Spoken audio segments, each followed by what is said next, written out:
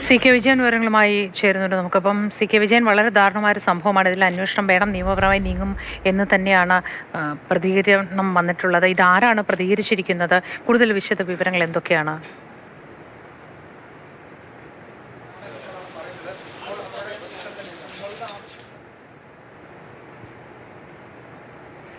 C K Vijayan, പറയൂ, ഇതാരാണ് പ്രതികരിച്ചിരിക്കുന്നത്?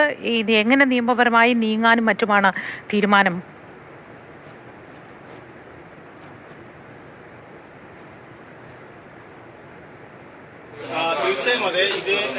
മായി തന്നെ അവർ മുന്നോട്ട് പോകും. അതിന്റെ ഭാഗമായി നേരത്തെ തന്നെ പയ്യന്നൂർ പോലീസിൽ ഇവരുടെ ബന്ധുക്കൾ പരാതി നൽകിയിരുന്നു. ആ പരാതിയിൽ അന്വേഷണം നടന്നുകൊണ്ടിരിക്കുന്നു.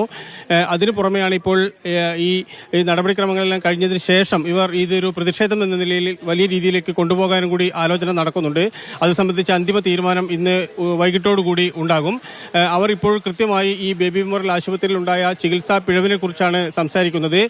എന്തിന് ഇങ്ങനെ ഒരു അനസ്തേഷ്യ നൽകി എന്നതുൾപ്പെടെയുള്ള കാര്യം വിശദീകരിക്കാൻ ഡോക്ടർമാർക്ക് ബാധ്യതയുണ്ട്.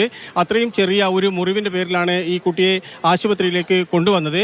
സാധാരണ രീതിയിൽ അവിടെ വെച്ച് തന്നെ പരിഹരിക്കാവുന്ന രീതിയിൽ, അല്ലെങ്കിൽ ഒരു മൈനർ OTയിൽ വെച്ച് പരിഹരിക്കാവുന്ന വിഷയങ്ങൾ മാത്രമേ ഉണ്ടായിരുന്നുള്ളൂ.